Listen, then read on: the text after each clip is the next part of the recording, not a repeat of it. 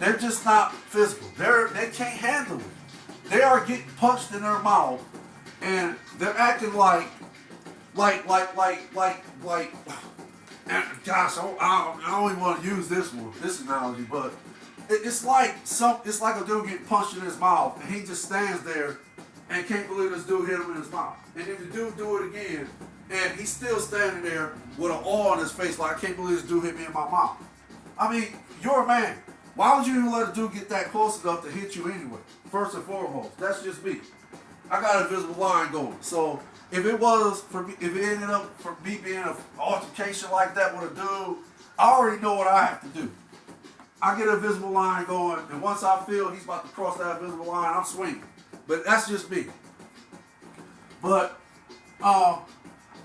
Donovan Mitchell, again, if you look at this picture I got up on the screen, he looked like he hot.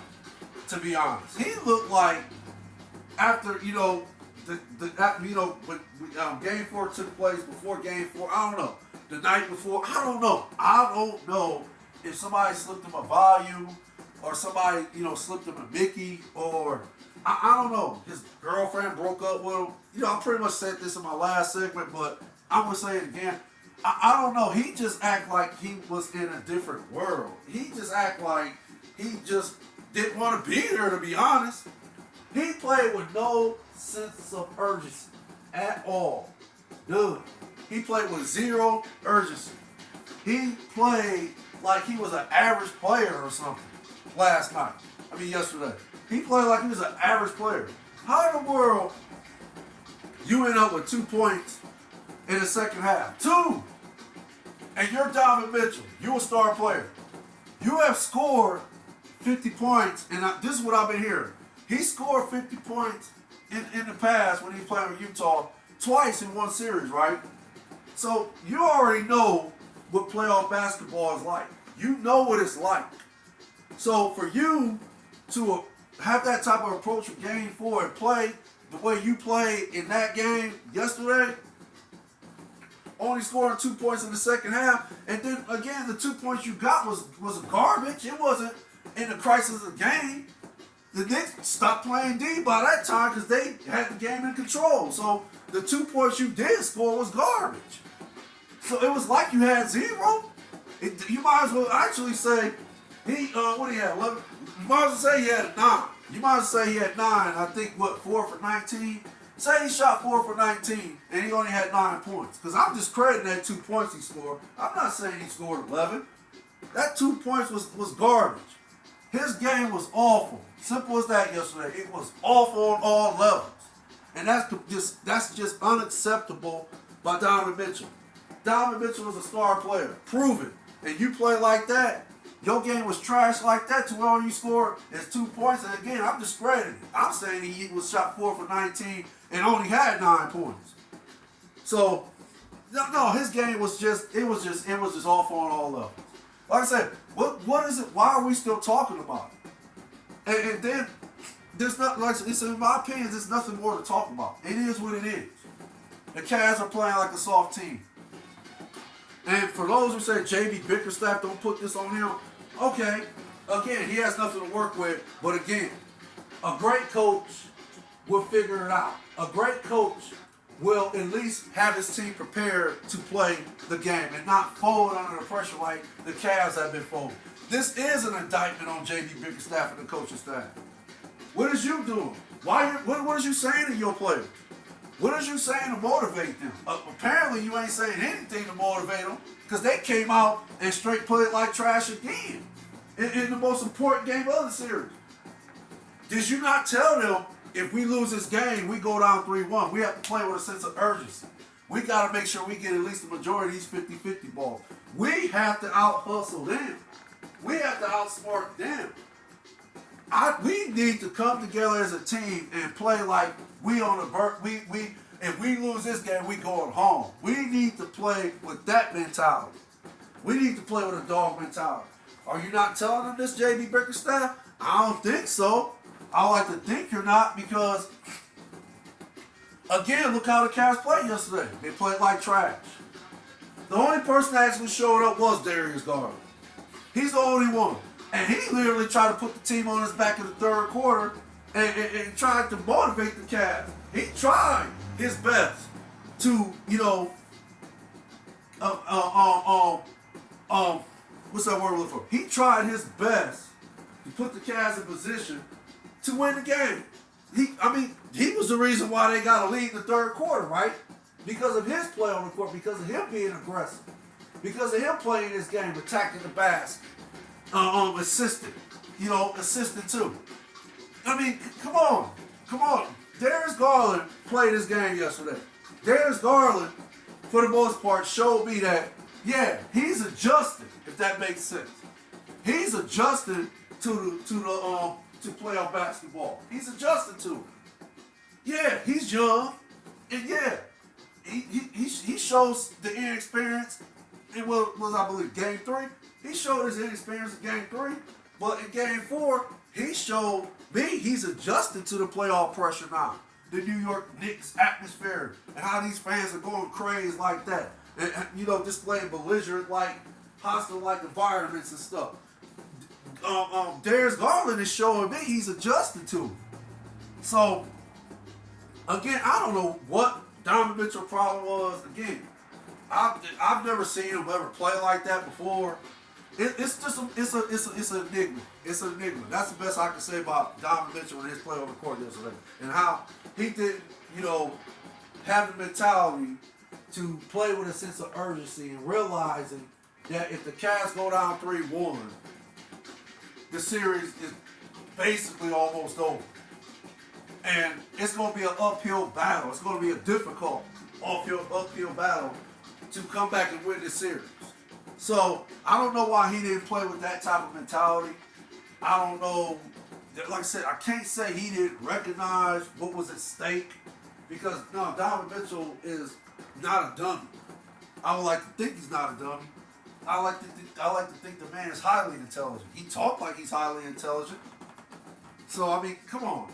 I don't know. I don't know. I can't speak on that. Like I said, it's an enigma for me as to why Donovan Mitchell played the type of game, why he took a different approach that I thought that let's just say the approach he took for the game, that he was able to produce 2 points in the second half. And again, I'm just crediting that 2 points.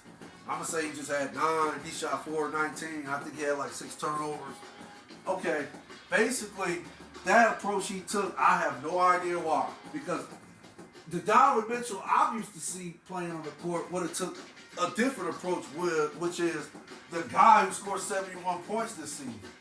That's the approach I thought Donovan Mitchell would at least try to take this game. I'm not saying he would have scored 71 yesterday, but I would like to think that would have been his mentality to, be a dog out there, show the Knicks, hey, I'm the best player in this series, and I'm going to play like I'm the best player in this series. I'm going to give it to y'all. I'm about to come out here, and I'm about to ball out the best of my ability. That's the mindset I thought Donovan Mitchell was going to take. I thought he was going to try to display a killer instinct, all that yesterday, but no, boy, was we all mistaken. Was we all caught off guard on that. But, okay, that's my point exactly why we're talking about this till today. Why are we even talking about Game 5? Game 5 is, like I said, I'm not saying the Cavs will lose. But in my opinion, I think they should just go ahead and pack their bags and go home. They're just not ready this year. They're not ready. They don't have a lot of work to do, but they do need Kobe Altman, the GM for the Cavs. He do need to reevaluate the team a little and see what players he can plug in. Again, I think the Cavs should go out and get, a couple big men like Mitchell Robinson, a Mitchell Robinson type player, and Isaiah, Heinstead or something like that player. I think they need to go get players like that, get a player like Dylan Brooks, because again, Dylan Brooks embraces the villain role. He has that dog mentality. He don't give a fuck about who you are as a player. He don't care if you won championships in the past. He don't care what your accomplishments are in the playoffs. He don't give a fuck. He's still gonna come out there and attack you just like a fucking wolf would when he smells blood, or a shark smells blood in the water. They're gonna attack your ass. That's how Dylan Brooks' game is. Yeah, he's a good ball player. I ain't saying Dylan Brooks is a great ball player. He's a good ball player though. He's a good NBA ball player, and I would take him on my team any day. That's the type of player the Cavs need. They need some players. They gotta get some players on that team that got that dog mentality on, man. They need to change the stratosphere of that team. They gotta change that.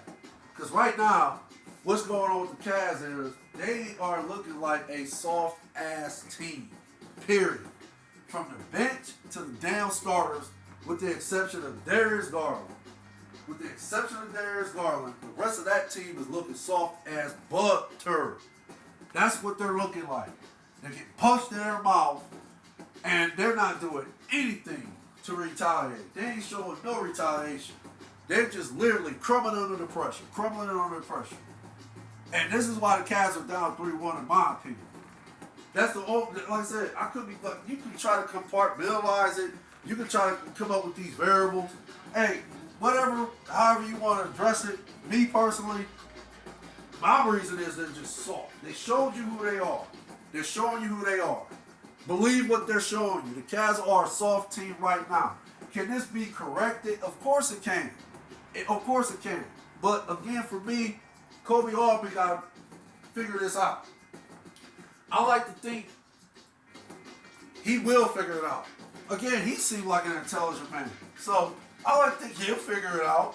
Like I said, it's not rocket science to figure out what's wrong with the Cavs. The Cavs have talent. They just like maybe 1, 2, or 3 pieces away from competing for a championship, in my opinion. I could be wrong, but that's just how I feel about the Cavs. No, do I think this particular Cavs team is gonna come back from a 3-1 deficit? Yeah, it's been done many times before. Take the 2016 Cavs team. Take that team. They won the NBA championship coming back 3 games to 1. That was literally nearly impossible, right? Literally impossible, right? But LeBron and the Cavs did it. But that just goes to show why you think they was able to come back from a 3-1 deficit on the Golden State Warriors and win that year's NBA championship. Tyronn Lue, he's a great coach. What do you think? Now, take Tyronn Lue and put him on the Cavs team. Take Dylan Brooks, put him on the Cavs team. Do you think the Knicks will be leading this series then? Fuck no. Because Tyronn Lue is a great coach. Tyronn Lue is just as great as a coach as Tom Thibodeau. Maybe even greater than him. Because Tyronn Lue has a championship to validate that. So, I mean, come on. Like I said, I can go on and on and on about this. I can go on and on about that. The fact is, no, do I think this Cavs team is going to come back from a 3-1 deficit? No, because they're soft. What are they going to do any different now? What are they going to do any different that they could have done in the last 4 games in this series? Why are you going to do it now?